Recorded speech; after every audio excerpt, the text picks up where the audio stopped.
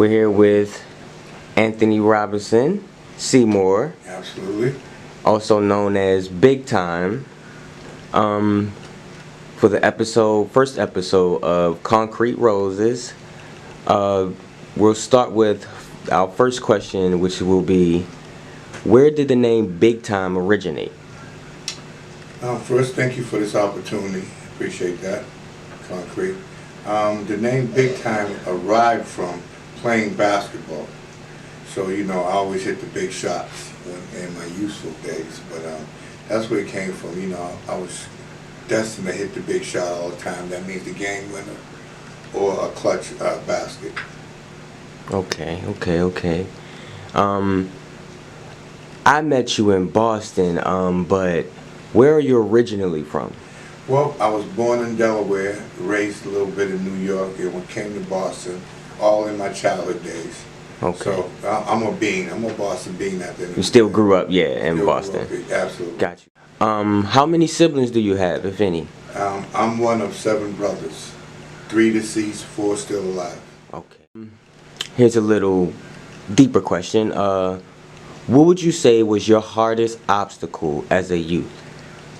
Staying out of trouble, man. I lived in the project dwelling, Jamaica Plain, or East Street Projects. So there was a lot of, negativity going on, as there is everywhere. But in these dwellings, mischief was mischief. But getting in trouble was the path I chose. I was, had a 2-parent home, but I always managed to get in trouble. Okay. Was there anybody in the community redirecting at-risk youth when you were young? Pretty much kind of like doing what you were doing? Oh, yeah. I got 2 major heroes when I was coming up.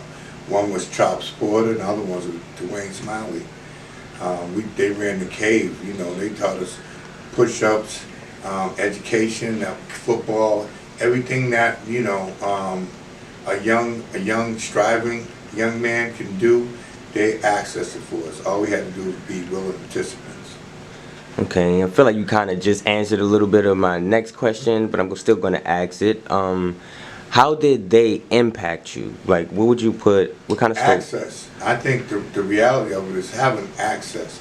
A lot of times, in this present day and time, there are resources that exist, but, there could be a resource on your corner. You don't know about it. What Chops and Smiley did, they will come through the neighborhood and they will talk about what's going on the corner of your street or down the street. So access is key. Okay. What made you take on the challenge of, facing at-risk youth and stepping out here, I guess to be a bridge between, I'm gonna attribute that to my mom. When we was young growing up in the projects, it's like, a lot of us couldn't meet the general criteria of the ice cream truck coming through, the pizza truck coming through.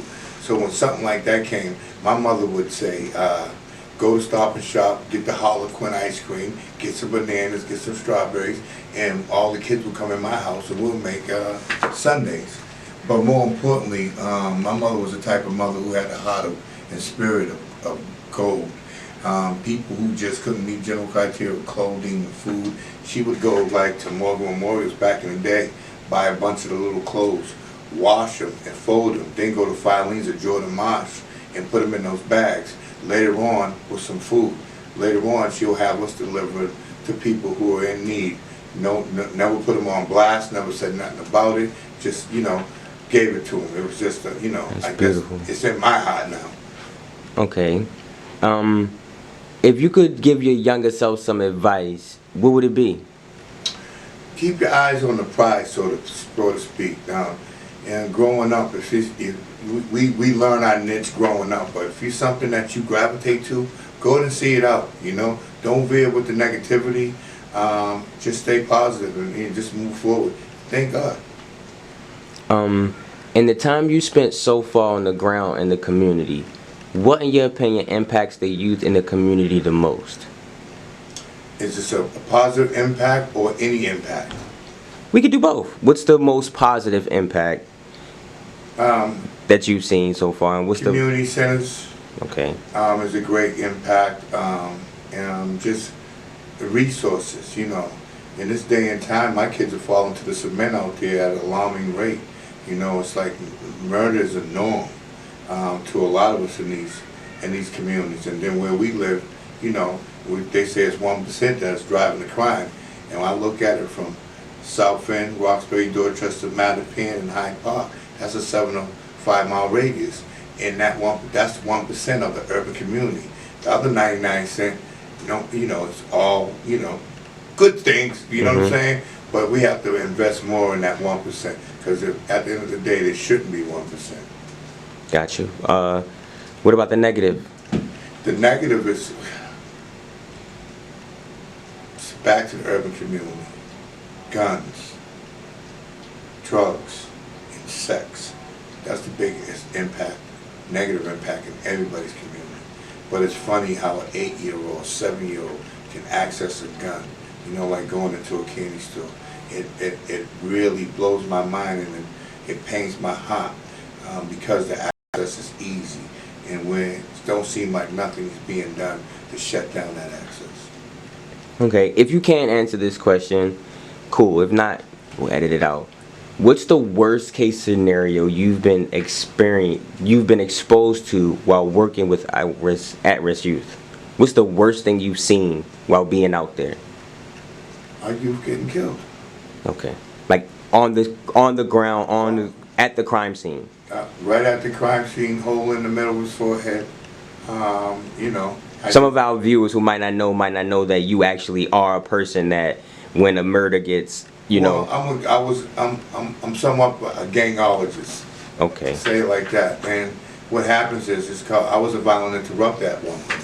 So if anybody know anything about violent interrupters, they across the United States of America, but violence interrupters is just what it says. They want to interrupt, you know, the negativity that plagues our city streets, and that's what I did, and I grew from that for a senior supervisor for a street worker program.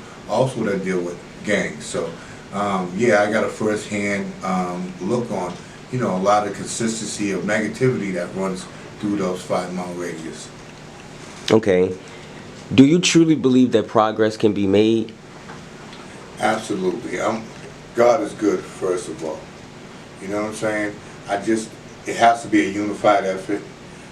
All the administrations have to come together, and we just put down and implement strategic plan to negate whatever's going on in that troublesome community. Okay. In my closing, if you could change anything in your city to better accommodate the urban African American youth, what would you change?